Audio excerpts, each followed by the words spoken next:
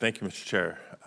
Let me begin, Mr. Chair, by just reminding you how proud I am of the work that this committee's done to address water affordability for underserved communities, while also working to expand access to water reuse and recycling and reduce lead in drinking water. It served as a foundation for the bipartisan Infrastructure Investment and Jobs Act, as I know you're proud of. Now, this last June, I chaired a subcommittee hearing examining the challenges facing water systems across the country and the impacts of aging water infrastructure, as we've been talking about this hearing already, and the effect that aging infrastructure is having on the ability of families to pay their water bills. The cost of water is rising. Household water and wastewater bills have increased 160% since 1998. And just to put it in context, that's a greater rate of growth than the rise in costs for electricity, for rent, or even medical bills. Now, in 2021, Congress created the temporary Low-Income Household Water Assistance Program in response to the COVID-19 pandemic. And we also authorized a new EPA pilot program to help water systems address low-income water affordability. The authorization for LIWAP, however, expires at the end of the month. So I know Senator Cardin talked to you, Ms. Powell, earlier about your experience in taking advantage of the resources available and what it meant for customers that were able to receive aid. But can you just emphasize for me in the committee, when the program expires at the end of the month, what you might be able to ensure that low-income customers are able to continue to afford their water and sewer bills? Thank you, Senator Padilla, for the question. At WSSC Water, we're also looking to develop new customer assistance programs and enhance the customer assistance program that we already have.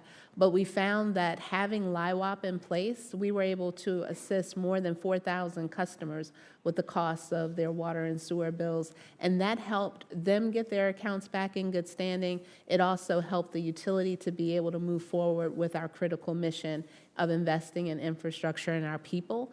One of the things that we're planning to do, and we've been working with water and wastewater utilities across the country, is to advocate for a permanent program. We need the authorization, and then we need the appropriations. So you anticipated my follow-up question, which was exactly that. I know it's been a temporary program, but it sounds like you believe a permanent program should be part of a federal safety net.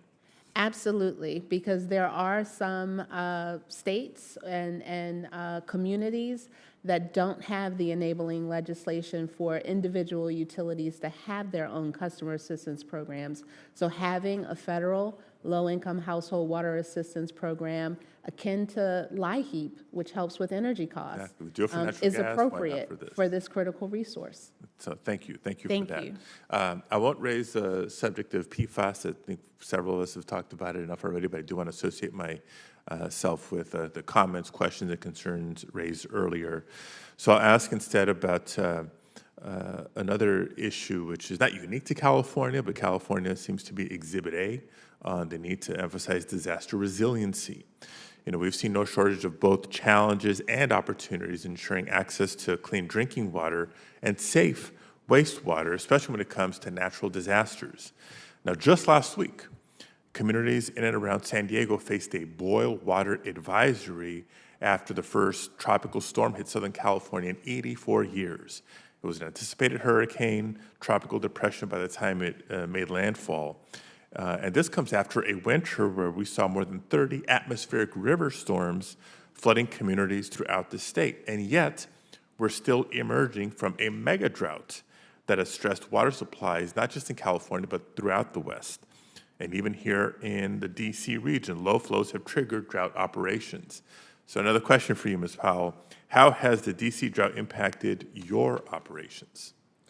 Well, right now we have normal operations, but as I shared, we did have a call earlier this week to talk about how we will deal with the drought conditions. at WSSC Water, because we're making upgrades to our Potomac plant, and we're also working to recover capacity in the reservoir that serves our Patuxent plant, we have specific limitations. So the drought conditions are exacerbating the limitations that we have to provide treatment. So it's really critical that we plan for the not only the future where water supply is concerned, but we plan for resiliency, which is why we have been working in the region to advance the water supply resiliency project that was in WRDA 2022. Thank you. Thank you. And Mr. Volk, I know you've spoken about the unique challenges facing rural communities. Anything else you'd like to add on how you prepare for flooding, droughts, wildfires, any other natural disaster challenges?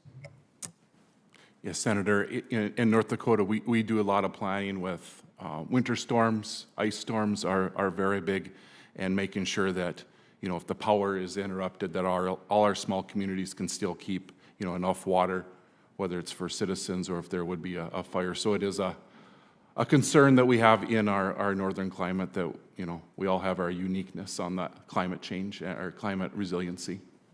Thank you very much. Thank you, Mr. Chair.